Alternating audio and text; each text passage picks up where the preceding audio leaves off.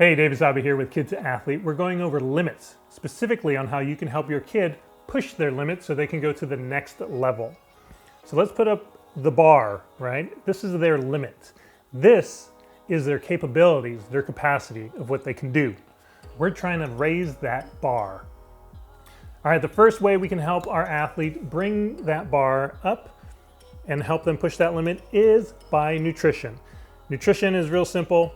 But remember, they are growing, and so their limits are going to be going up anyways because they're getting bigger, their legs are getting longer, so they might be running faster now. And so if we can just help get them to grow as strong as they can with, again, high nutrient-dense foods, then it's going to give them a better chance to growing into a great athlete. So nutrition is key. And nutrition is going to be the first thing that I would focus on. Number two, to raise that bar and push those limits up, is setting goals. You want your kid to set goals above the bar, above their limits, right? The further up it is, it's going to be more of a dream. That's what I want. That's where it needs to be. Remember, it's that dream that's going to really drive them and push them. It's going to put some pressure on that limit and then hopefully raise the bar. Do not start with SMART goals. SMART goals will keep you in below the limit because SMART goals are designed to be achievable, basically. It's something that you're capable of doing. We're trying to push the limits. Pushing the limits means you got to fight for what's not capable as of right now. And so that's why I encourage you to make sure you have those dreams that are way above the bar and that you're fighting for those. That doesn't mean SMART goals are bad. SMART goals will help you get to that main goal, get to that dream. But for starters, make sure you have the big dream, the big goal above your kids' capabilities, right? Because it's above their capabilities now. Hopefully over time, as they fight for it, it won't be out of the range of being capable or being achievable. Number three, celebrate all the wins. And I'm not talking about the big wins like the games and those big tournaments or events. I'm talking about the little things as well. If they are a swimmer and they beat their personal record, their best time by a second, celebrate it, right? It doesn't have to be in a match or in a tournament or anything like that. Just make sure you celebrate your kids' accomplishments, even if they are small. And it doesn't have to be in sports alone. It could be in school. They do well on a pop quiz, right? Something small.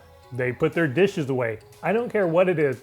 If they start to see that they're being celebrated for those little things, it'll kind of get them looking forward to the next little win that they can accomplish or they can seize, right? And so if they have that, then they're going to look for those little wins. And they're going to want to push it, and they'll have the confidence to because they know that they've had a little win in the past. And the more of those they have, the more confidence they're going to have, which means they're going to put a lot more pressure on that limit. And that's what you want. So celebrate those wins. And then number four, focus on the process, right? So we're celebrating their wins. That's great. And that's just part of the process, but they need to get comfortable with the other part. Failure. They need to get comfortable with failure because it's going to happen, especially when you're going to your limits. Things aren't going to work out exactly as planned. And so they just need to be comfortable with that. One of the questions I always like to ask my athletes is, how many times, do you know the number of times that you failed when you were trying to walk, right? How many attempts that you made just to walk? Nobody really knows that.